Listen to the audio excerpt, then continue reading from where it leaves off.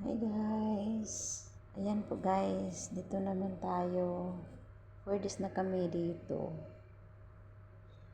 So nag-meet na yung amo ko at yung doktor. Sabi ng doktor, wala na infection yung alaga ko.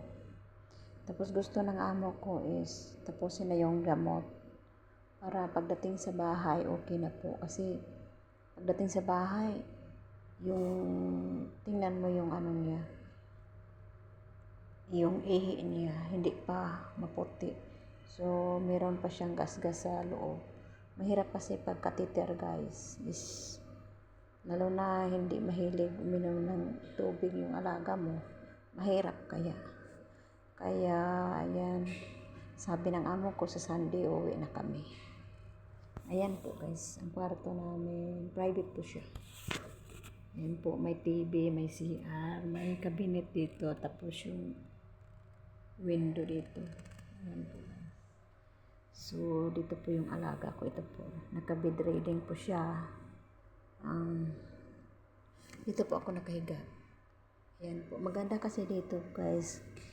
Kumuha talaga yung amo ko dito para hindi daw ako mahirapan at makatulog ako ng maayos.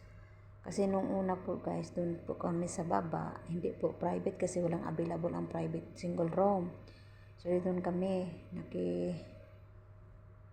bedridden na yung mga nagkasakit lang doon. Tapos ako, yung alaga ko, dapat kasi bantayan ko to kasi hindi to nagsalita, stroke to, paralyzed na kasi siya. Ayun guys, nakahiga lang ako doon sa baba is lang ako ng upuan, yung upuan na plastic, 3, tapos kasya sa akin, doon ako matulog, sakit ng likod ko. Kaya kumuha ng amo ko dito para may available, para makatulog ako dito maayos. Kasi po uuwi pa ako sa gabi, magtrabaho ka sa gabi, dito magbantay sa kanya. Hindi naman to magbantay kasi matulog lang to siya, matulog din ako.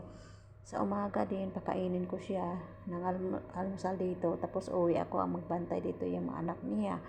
Tapos pagkatapos ko yung magluto ako dun, luto ako ng pangtanghalian at saka yung hapunan. Yung hapunan ilagay ko sa thermos lang, yan.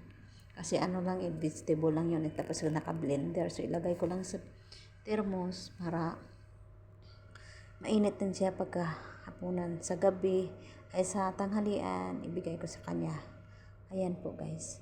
So, may kasama ako yung Utopia doon sa bahay, hindi marunong, parang bata. Kaya tiniis ko na lang kasi mabait naman ang amo ko. Swerte talaga ako guys sa kanila. Kaya gunang-gunang ako dito, laban lang tayo. Mahirap man, wala tayong DO, pero okay lang, basta mabait yung amo mo, nakaupo, naka-cellphone, wala silang problema. Kaya iniisip at tinatanggap kang pamilya din sa kanila. Ayan po guys, okay na yung madaming trabaho, stress ka, hindi ka naman stress sa amo mo, swerte ka sa amo mo. Kaya yan ang pinapray ko, na magkaroon ako ng amo. Madami-dami na akong trabaho guys, napuntahan, pero dito lang ako nakakuha ng amo na binigay na talaga to sa Diyos, at iingatan ko to. Gagawin kong lahat kung anong gusto nila para sa alaga ko. Kung ano ang gusto ko, kainin ko pang Pinas, bibilhin nila guys. Meron namang store dito pang Pinoy na pagkain. Ayan po guys. Ayan po. Kami lang dito, tapos mamaya punta yun sila dito. Sa almusal punta din sila, sabay kami kain. Sa tanghalian din sa bahay, sabay kami kain. Dito din sa hapunan, punta din sila, magdala silang pagkain, sabay din kami. Kaya yan, sobrang bait. Ayan po guys.